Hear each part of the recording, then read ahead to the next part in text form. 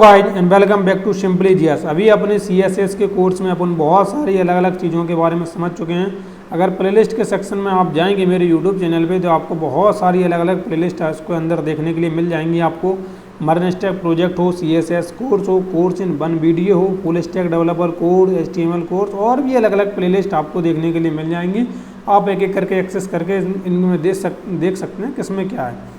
ठीक है, आज अपन को देखना है कि सीएसएस की यूनिट किस तरीके से काम करती हैं। जैसे ईएम होता है, आरईएम होता है, वीएच होता है, वीडब्ल्यू होता है, परसेंटेज होता है। ये सारी यूनिट किस तरीके से काम करती हैं, आपस में किस तरीके से रिलेट करती हैं, एक दूसरे से कैसे डिपेंड करती हैं, बहुत सारी चीज़ों के बारे में अपन आपको आज समझना है। One of the most important video होने वाली है सीएसएस की। सबसे बेसिक बड़ा इसका रीज़न बताता हूँ कि क्यों इतना ज़्यादा इंपॉर्टेंट इसका होता है। सबसे पहले यहाँ पे क्या करेंगे, सबसे पहले अपन यहाँ पे एक नई फाइल क्रिएट करेंगे। इस नई फाइल को मैं नाम दे दूँगा यूनिट्स। तो अगर मैं यहाँ पे units.html नाम से यहाँ पे एक फ़ाइल बनाऊँ और इसको मैं बंद कर देता हूँ और यहाँ पे इस तरीके से खोल देता हूँ। तो अभी ये बेसिक टेम्पलेट अपने पास आ चुकी है। अभी मैं क्या करता हूँ, एक डिव लेता हूँ। इस डिव का जो क्लास नेम है वो दे देता हूँ पेरेंट।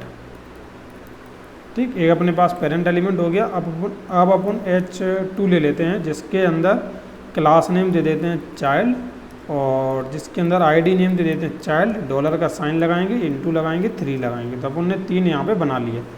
तो इसको बोल देते हैं this is first child element और इसी चीज़ को मैं कॉपी करता हूँ और मैं इन दोनों को भी दे दूँगा। बस यहाँ पे सेकंड कर दूँगा और यहाँ पे थर्ड कर दूँगा। इसको कर देंगे यहाँ पे सेकंड और इसको अपन कर देंगे थर्ड। ठीक है, तो इस तरीके से अपन ने फर्स्ट, सेकंड और थर्ड के रूप में अपन को बांट लिया। अब इसको मैं गो लाइव करता हूँ और गो लाइव करेंगे अपन तो अपन को कुछ जैसे फर्स्ट एलिमेंट, चाइल्ड एलिमेंट और इस तरीके से दिखाई देगा। ये क्या आ गया, इसको यहाँ से हटा देते हैं। अब यहाँ पे H2 के अंदर आप बाई डिफ़ॉल्ट देखिए, बाई डिफ़ॉल्ट किस तरीके से है, इस तरीके से आपको दिखाई दे रहा है। अगर मैं आपको इंस्पेक्ट पे लेके जाऊँ, यहाँ पे स्टाइल वाला सेक्शन होता है, इसके अंदर लेके जाऊँगा। यहाँ पे बाय डिफ़ॉल्ट प्रॉपर्टी लिखी रहती है, कौन सी प्रॉपर्टी कौन सा एलिमेंट किस तरीके से ले रहा है। अपन जाते हैं बॉडी एलिमेंट के अंदर। बॉडी एलिमेंट के अंदर है अपना ये डिव एलिमेंट। अब इस डिव को भी अगर मैं खोलता हूँ, इसको थोड़ा सा मैं इधर कर लेता हूँ। अगर मैं यहाँ पे इस बॉडी के अंदर जो डिव है इसको अगर खोलूँ तो यहाँ पे H2 के 3 एलिमेंट हैं। ठीक है, मैं पहले वाले पे जाता हूँ। मैंने यहाँ पे पहले वाले पे क्लिक किया। यहाँ पे फॉन्ट साइज देखो कितना है, फॉन्ट साइज है इसका 1.5 EM। अब EM क्या होता है, EM किस तरीके से अप्लाई होता है वो उसको समझाने से पहले कंप्यूटेड वाले सेक्शन में जाते हैं। यहाँ पे आप जिस एलिमेंट के अंदर होते हैं उस एलिमेंट की सारी प्रॉपर्टी आपको देखने के लिए मिल जाती हैं। तो अगर आप कंप्यूटेड वाले के अंदर जाएंगे तो जब भी आप EM को अप्लाई करते हैं तो बाय डिफ़ॉल्ट पिक्सल के अंदर ही कन्वर्ट होता है। आप जितनी भी यूनिट लगाते हैं CSS की, जितनी भी यूनिट हैं, नो मैटर REM है, EM है, VH है, VW है या परसेंटेज है, कोई भी है वो, उसको कंप्यूट किया जाता है पिक्सल के फॉर्म में। और पिक्सल के फॉर्म में कौन सी यूनिट किस तरीके से अप्लाई होनी है वही सबसे बड़ा मैटर रहता है, कौन सी यूनिट किस तरीके से अप्लाई होनी है। तो यहाँ पे अगर जब अपन ने 1.5 EM दिया तो इसका मतलब क्या हुआ, इसका मतलब ये हुआ कि इसने लिया बाय डिफ़ॉल्ट 24 पिक्सल। तो यहाँ से आप क्या अनुमान निकालते हैं, यहाँ से मैं आपको समझाता हूँ कि अगर मैं यहाँ पे 1.5 EM की जगह पे इसको मैं यहाँ से करता हूँ। सबसे पहले यहाँ पे टाइटल के बाद यहाँ पे स्टाइल टैग लूँगा और स्टाइल टैग लेने के बाद जो अपनी डॉट नहीं हैज चाइल्ड वन, यानी कि चाइल्ड वन के ऊपर अपन अगर फॉन्ट साइज को अगर मैं 1 EM कर दूँ तो आपको मालूम पड़ेगा कि EM और पिक्सल का क्या कनेक्शन है। अगर मैं 1 EM कर देता हूँ तो पहले तो यहाँ पे 1.5 हट चुकी है। अब यहाँ पे कंप्यूट के सेक्शन में जाएंगे, यहाँ पे फॉन्ट साइज को आप देखेंगे तो 16 पिक्सल है। ठीक है, तो आप ये समझो कि नॉर्मल टेक्स्ट जो होता है, तो H2 और H1 आपको मालूम है ये हेडिंग के पर्पज़ के लिए यूज किए जाते हैं। तो इसीलिए जो टेक्स्ट का जो साइज़ होता है वो भी थोड़ा सा बड़ा होता है। लेकिन जो नॉर्मल साइज़ होता है जो क्रोम ब्राउज़र देता है वो है 16 पिक्सल, 16 पिक्सल इसका रहता है। अब जो अपन EM दे रहे हैं, EM को आप समझो किसके रिस्पेक्ट में काम कर रहा है। मैंने अगर यहाँ पे 2 EM दे दिया तो अभी इस H1 का फॉन्ट साइज कितना हो जाएगा, अभी इसको देखो, इसका जो फॉन्ट साइज है वो 32 पिक्सल हो गया। तो अभी EM किसके रिस्पेक्ट में बढ़ रहा है, अभी EM बढ़ रहा है अपने बॉडी के रिस्पेक्ट में। इसका जो पेरेंट एलिमेंट है उसके रिस्पेक्ट में अपने आप को ये बढ़ा रहा है। थोड़ा सा और क्लियरिटी के लिए मैं क्या करता हूँ, जो अपना पेरेंट एलिमेंट है इसको मैं यहाँ पे एक्सेस करता हूँ और इसके अंदर क्या करता हूँ, ये जो फ़ॉन्ट एलिमेंट फ़ॉन्ट साइज है इसको यहाँ से उठाऊँगा और मैं अगर इसको यहाँ पे दूंगा फ़ॉन्ट साइज 2em, इसको फ़ॉन्ट साइज दिया। अब यहाँ पे देखो पेरेंट एलिमेंट का भी 2em है, चाइल्ड एलिमेंट का भी 2em है। तो इसका मतलब क्या होगा, मैं आपको यहाँ पे समझाता हूँ। अब यहाँ पे देखो पहले 32 पिक्सल आ रहा था, अब यहाँ पे 64 पिक्सल आ रहा है। तो क्यों आ रहा है, अब यहाँ पे मैं आपको पूरा क्लियर मैटर समझाता हूँ क्या है। बाय डिफ़ॉल्ट क्रोम ब्राउज़र का जो साइज होता है वो होता है 16 पिक्सल, ठीक है। जब आपने क्या किया, जब आपने पेरेंट एलिमेंट के ऊपर 2em लगाया तो इसने क्या किया, जो बाय डिफ़ॉल्ट साइज है इसके अंदर 2 का मल्टीप्लाई कर दिया, तो कितना हो गया 32 पिक्सल। अब क्या होता है कि जब ये वाला जो आप एक ही प्रॉपर्टी को मल्टीपल उसके ऊपर अप्लाई करते हैं तो चाइल्ड एलिमेंट हमेशा जो सबसे नीचे है, मतलब ये वाला जो चाइल्ड वन है वो सबसे नीचे है। अब इसके ऊपर कौन सा है, इसके ऊपर है ए वाला, तो अपने ऊपर वाले को ये देखता है कि इसके ऊपर वाले की टोटल विड्थ या फिर टोटल साइज कितना है। इस वाले का टोटल साइज कितना था 32 पिक्सल। क्यों था, क्योंकि जो बाय डिफ़ॉल्ट क्रोम का साइज है वो कितना है, वो है 16 पिक्सल और आपने इस पेरेंट का साइज कितना दे दिया 2em, तो इसने बाय डिफ़ॉल्ट जो साइज है 16 पिक्सल उससे 2 का मल्टीप्लाई किया तो 32 पिक्सल कर लिया। अब जो चाइल्ड वन है इसने क्या किया, 32 पिक्सल तो था ऊपर उसका पेरेंट वाले का, इसके अंदर ये वाला है तो इसने 32 के अंदर 2 का मल्टीप्लाई किया तो इसने कितना कर लिया टोटल 64 पिक्सल। तो अभी आप ध्यान से देखेंगे तो जो पेरेंट है इसका जो साइज है वो है 32 पिक्सल और जो अपना चाइल्ड वन है वो उसका साइज है 64 पिक्सल। तो इस तरीके से अपनी चीज़ें अप्लाई होती हैं। नॉर्मली अपन पेरेंट और अपना जो चाइल्ड है इन दोनों के बीच में कभी भी आप इस तरीके से em के रूप में कभी भी मत देना और ना ही देना चाहिए, बिल्कुल गलत तरीका होता है। क्योंकि फिर आप जो अपना जो फॉन्ट साइज है या विड्थ है या पेडिंग है या फिर बोला जाए मार्जिन है, तो इन सब के बीच में आप अंदाज़ा नहीं लगा पाते कौन सा किस तरीके से यहाँ पे अप्लाई हो रहा है।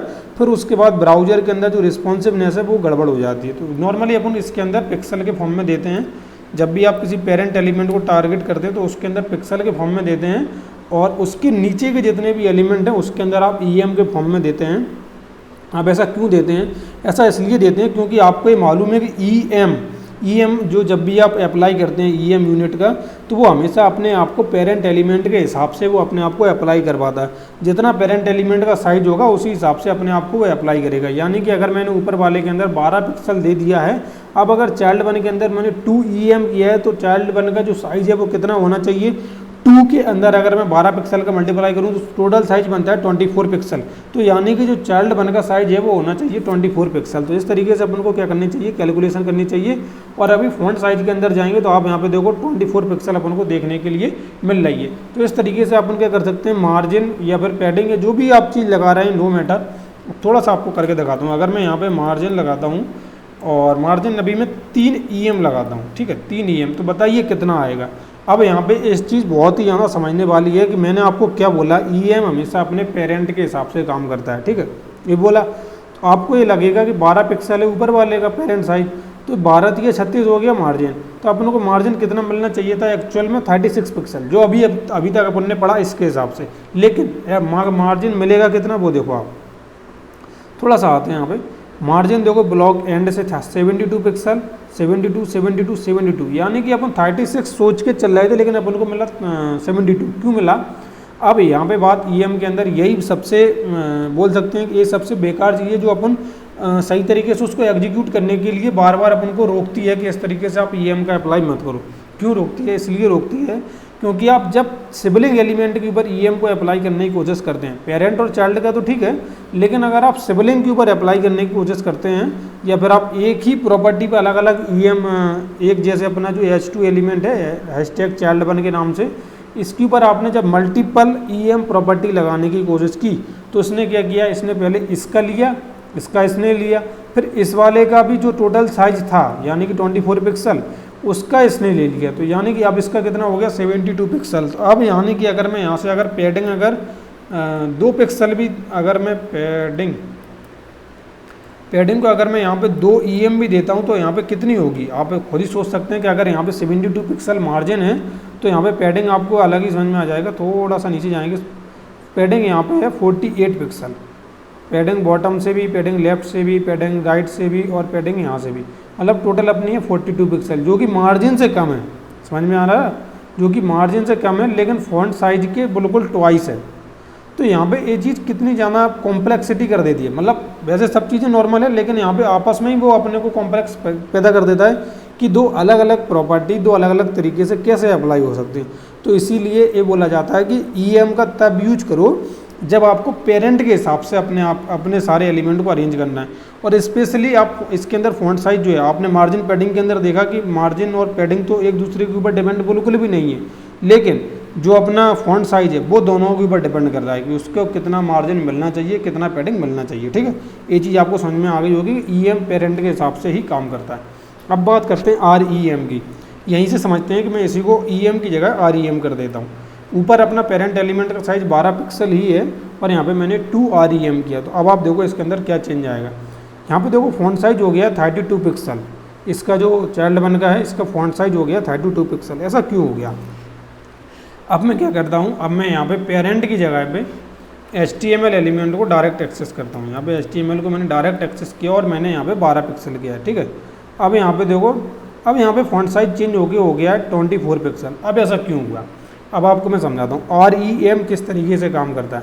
आरईएम बेसिकली कभी भी आपस में एक दूसरे के चाइल्ड और पेरेंट के हिसाब से काम नहीं करता है। आपस में के जो चाइल्ड और पेरेंट एलिमेंट है उनके हिसाब से काम नहीं करता है। ये जो उसका जो मेन पेरेंट एलिमेंट है, मेन पेरेंट एलिमेंट कौन सा है? HTML। अगर आप पूरी HTML को ध्यान से देखें तो सबसे पहले HTML आता है, फिर हेड टैग आता है, फिर बाकी के मेटा टैग, फिर उसके बाद अपना जो बॉडी टैग और बॉडी टैग के अंदर अपने सारे एलिमेंट।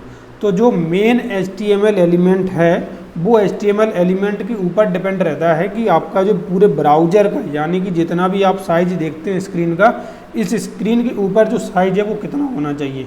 बाय डिफ़ॉल्ट जो HTML का साइज है वो रहता है 16 पिक्सल, 16 पिक्सल रहता है। लेकिन आप यहाँ पे डायरेक्ट HTML को एक्सेस करके उसका जो साइज है वो चेंज कर सकते हैं। फिर REM हमेशा कहाँ से कैलकुलेट होता है? REM हमेशा कैलकुलेट होता है HTML, यानी कि डायरेक्ट पेरेंट एलिमेंट से वो एक्सचेंज होता है। वो उसका जो बीच के जो पेरेंट एलिमेंट है, एक प्रकार से जो ए वाले जो पेरेंट एलिमेंट है, यहाँ से इसका कोई फ़र्क नहीं पड़ता। जो HTML जो इसका मेन पेरेंट एलिमेंट है उसके ऊपर डिपेंड करता है कि इसका जो टोटल ब्राउज़र का साइज है वो कितना होना चाहिए। अगर मैं आपको मालूम है कि अगर मैं इसको कमेंट कर दूं तो बाय डिफ़ॉल्ट यहाँ पे 16 पिक्सल होता है, तो इसीलिए 16 का 2 REM यानी कि 32 पिक्सल हो गया। तो यहाँ पे REM का मतलब क्या है? REM का मतलब ये है कि जो टोटल ब्राउज़र का जो बाय डिफ़ॉल्ट साइज है उसके हिसाब से ये काम करेगा। तो अब अगर मैं यहाँ पर मार्जिन दे दूँ, तो यहाँ पर मार्जिन अगर मैं 2 REM देता हूँ तो आपको क्या लगता है कितना आएगा? Let me check. अगर यहाँ पे थोड़ा सा नीचे देखो, यहाँ पे मार्जिन ब्लॉक एंड में यहाँ पे 32 पिक्सल ही आया है। क्यों आया है? क्योंकि ये बाय डिफ़ॉल्ट वाले साइज के हिसाब से चला है ना, जो बाय डिफ़ॉल्ट ब्राउज़र का है, पेरेंट का नहीं। जो ब्राउज़र का टोटल साइज है बाय डिफ़ॉल्ट उसके हिसाब से इसने अपने आप को मार्जिन दी है। अब अगर इसी तरीके से अगर मैं पैडिंग को अप्लाई कर दूँ यहाँ पे नीचे आके, अगर मैं यहाँ पे नॉर्मली अपन मार्जिन पैडिंग और विड्थ के अंदर ही अपन सबसे ज़्यादा परेशान होते हैं, और उसी के अंदर अपन को सबसे ज़्यादा वो लगता है कि इसको किस तरीके से सेंटर करना है, चीज़ों को किस तरीके से पूरा विड्थ को सेट करना है। तो वो सारी चीज़ें अपन REM और पिक्सल की प्रॉपर्टी से बहुत ही आसानी से कर लेते हैं। अगर पैडिंग के अंदर भी आपको दिखाऊं तो 32 पिक्सल, तो यहाँ पे आप अपन एक दूसरे को अंदाज़ा लगा सकते हैं कि कौन सी प्रॉपर्टी किस तरीके से अप्लाई होगी। तो मोस्टली आप देखेंगे कि 99% REM का लोग यूज करेंगे, या तो पिक्सल का या फिर REM का। पिक्सल क्या है? बेसिक क्लियरिटी देती है, बिल्कुल बेसिक क्लियरिटी। तो उसके अगर आप बिल्कुल न्यू बाई बिगनर हैं तो आप इन सब चीज़ों के चक्कर में बहुत कम पड़ना, डायरेक्ट पिक्सल का यूज करो, वो ऑटोमेटिक सही तरीके से अपन को काम करके देती है। लेकिन अगर आपने थोड़ा आप इसको लेना चाहते हैं, अच्छी जगह पे पहुंचाना चाहते हैं, तो मेरा जो सजेशन रहता है वो रहता है REM का यूज करना। क्योंकि न्यू बाई को अगर आप REM दे दोगे तो वो सही तरीके से उसका यूज कर लेगा, लेकिन आपने EM देख लिया, EM दे दिया, तो आप उसको पकड़ ही नहीं पाओगे किस तरीके से अप्लाई हो रहा है। ठीक है, तो REM को आप समझ में आ गया होगा कि REM किसी भी पेरेंट चाइल्ड पे डिपेंड नहीं रहता है, वो डायरेक्ट HTML एलिमेंट के ऊपर डिपेंड रहता है। ठीक है, अब बात आती है VH और VW की। VH और VW क्या करता है?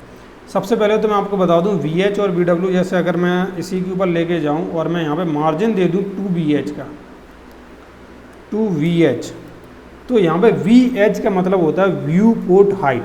तो यहाँ पे आप मार्जिन देखो, मार्जिन 1.68 पिक्सल। तो एक चीज़ आपको बता दूं, VH और VW कभी भी मार्जिन पैडिंग को नहीं देना, कोई ज़रूरी नहीं है। इसको आप REM दो या फिर पिक्सल दो डायरेक्ट, बस। ये जो चीज़ है पहले इसको मैं यहाँ से हटा देता हूँ। अब मैं यहाँ पे समझाता हूँ आपको पेरेंट में।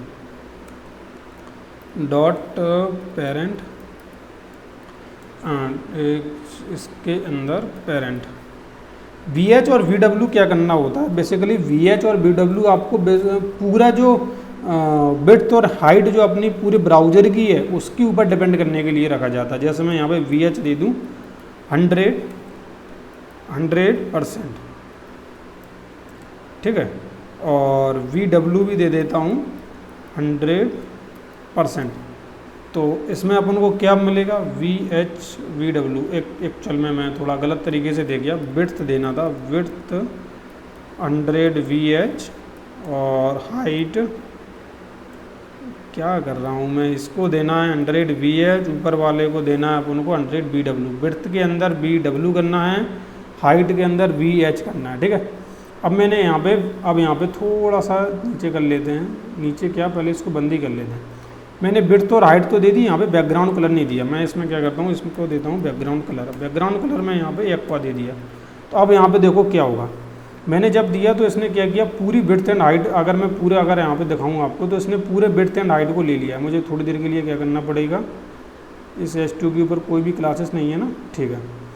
तो अभी अगर मैं आपको पूरा दिखाऊँ तो इसने जो पूरी विड्थ और हाइट जो अपने इसकी है, क्या नाम इसका, अच्छा अपन ने गड़बड़ कर दी ना, अपन ने HTML का वो चेंज कर दिया है। तो अगर मैं यहाँ पे जाऊँ, वापस से यहाँ पे इंस्पेक्ट पे जाऊँ और कंप्यूटर के अंदर जाऊँ, तो यहाँ पे थोड़ी सी अपन ने उसके अंदर थोड़ा सा छेड़छाड़ जो कर दिया ना, लेकिन कोई बात नहीं। तो आप यहाँ पे समझ जाएंगे अभी यहाँ पे क्या हो रहा है। VH और VH का मतलब समझाता हूँ आपको। यहाँ पे वापस आएंगे अपन और VH को समझाने के लिए कंप्यूटर पे जाऊँ या यहाँ पे जाऊँ, यहाँ पे जो VW है या VH है, इसका मैं थोड़ा सा यहाँ पे देखो कम करता हूँ।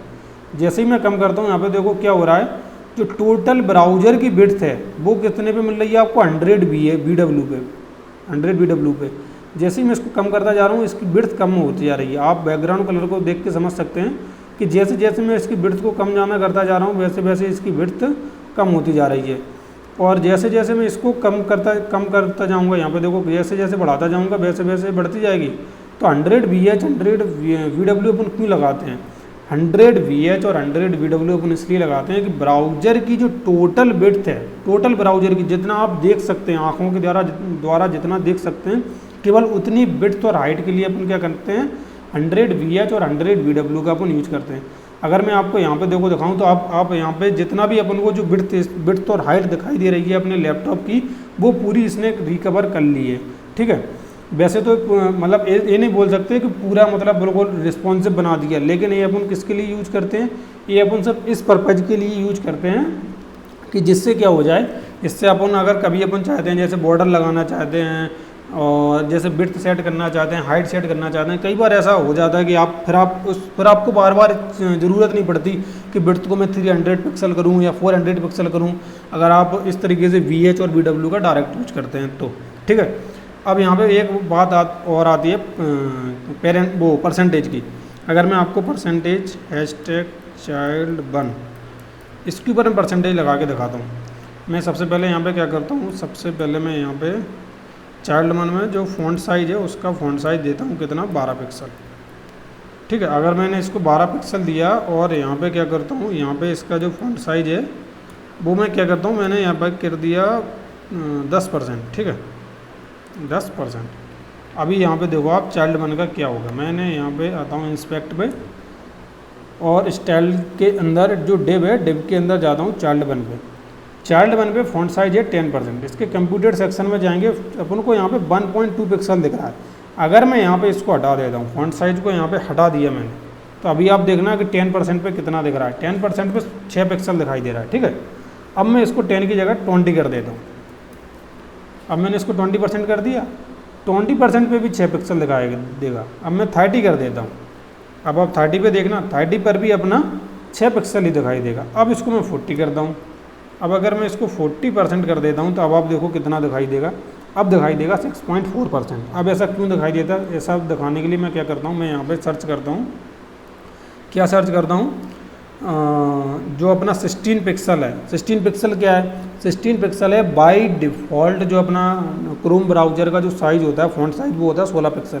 तो जब भी आप इसमें परसेंटेज लगाते हैं, बिना किसी पेरेंट डिव को अपन क्या किए, उसकी जो विड्थ हाइट या फिर आप परसेंटेज पर जो भी आप लगा रहे हैं, अगर आपने उसको पेरेंट डिव को कुछ नहीं दिया, पेरेंट डिव को आपने फ़ॉन्ट साइज नहीं दिया, विड्थ नहीं दी, हाइट नहीं दी, और आपने इस तरीके से सोचा कि आप डायरेक्ट करने की कोशिश करेंगे, तो वो किस तरीके से कैलकुलेट करता है, वो 16 पिक्सल लेता है अपने गूगल क्रोम की, इसमें मल्टीप्लाई करता है किसका, जितनी आपने यहाँ पे दी है। मैंने कितना दिया 40%, तो यहाँ पे 40 डिवाइड बाई 100, तो इस तरीके से वो करता है। तो आप देखो यहाँ पे कितना आ रहा है, 6.4 अपन को रिजल्ट मिल रहा है। और अगर अपन यहाँ पर भी देखेंगे तो अपन को 6.4 पिक्सल अपन को देखने के लिए मिल गया है।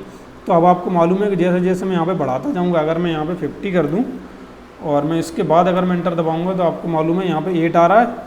और इसी तरीके से यहाँ पे अगर मैं 40 की जगह यहाँ पे 50 कर दूँ और यहाँ पे जाऊँगा अगर, तो आप यहाँ पे देखेंगे 8 पिक्सल हो गया। लेकिन अगर मैं इसको एक्टिव कर देता हूँ, यानी कि जो पेरेंट है उसको अगर मैं दे देता हूँ, तो फिर ये डिपेंड नहीं करेगा, फिर डिपेंड करेगा पेरेंट के ऊपर कि आपने पेरेंट को कितना दिया, उसके हिसाब से अरेंज करेगा। अगर मैं यहाँ पे इसको दे दूँ 72 पिक्सल, तो अभी 50% कितना होगा, 50% हो जाएगा 36 पिक्सल। तो यहाँ पे 36 पिक्सल अपन को देखने के लिए मिल गया। तो इस तरीके से अपनी जो जितनी भी प्रॉपर्टी है वो अप्लाई होती चली जाती हैं। तो अभी आपको समझ में आ गया होगा कि VH, VW, EM, REM इन सब के बीच में क्या डिफरेंस होता है, किस तरीके से काम करती हैं। और अगर आप मेरा सजेशन मानें तो अगर आप बिल्कुल बिगनर हैं तो केवल 2 प्रॉपर्टी का यूज करें, REM का और पिक्सल का, बस तभी आप सही तरीके से उसको अप्लाई कर सकते हैं, क्योंकि सही तरीके से अप्लाई होना बहुत ज़रूरी है। और शुरू में अगर आपने अप्लाई करना सीख लिया कि हाँ इस तरीके से रिस्पॉन्सिव डिज़ाइन के लिए इसको समझना बहुत ही ज़्यादा ज़रूरी है, बहुत ही ज़्यादा। और अगर आपके मन में कोई डाउट है, इंस्टाग्राम पे आना, पूछ लेना, बहुत सारे लोग पूछते हैं, बहुत अच्छा लगता है। और इंटरव्यू क्वेश्चन तो अभी चल ही रही है, मतलब आपने देखा होगा हमारे चैनल पे शॉर्ट के अंदर अगर आप जाएंगे, डेली इंटरव्यू क्वेश्चन आते हैं ऑलमोस्ट। अभी भी इस क्वेश्चन को मैंने 2 घंटे या 1.5 घंटे पहले डाला था। तो हर मतलब डेली क्वेश्चन आ रहे हैं। तो जो भी आपके मन में अगर डाउट है या आपकी किसी कंपनी में आप काम करते हैं, तो वहाँ पे अगर आपको टास्क ऑपरेशन दिए जाते हैं, टास्क ऑपरेशन के अंदर बहुत से जावा स्क्रिप्ट के, रिएक्ट जेएस के क्वेश्चन बनवाए जाते हैं, आप मुझे भेज सकते हैं इंस्टाग्राम पे, मैं आपको रिप्लाई ज़रूर करूँगा और उस क्वेश्चन का आंसर देने की कोशिश करूँगा। ठीक है, तो मिलते हैं अपन नेक्स्ट वीडियो में। जब तक के लिए thank you for watching this video.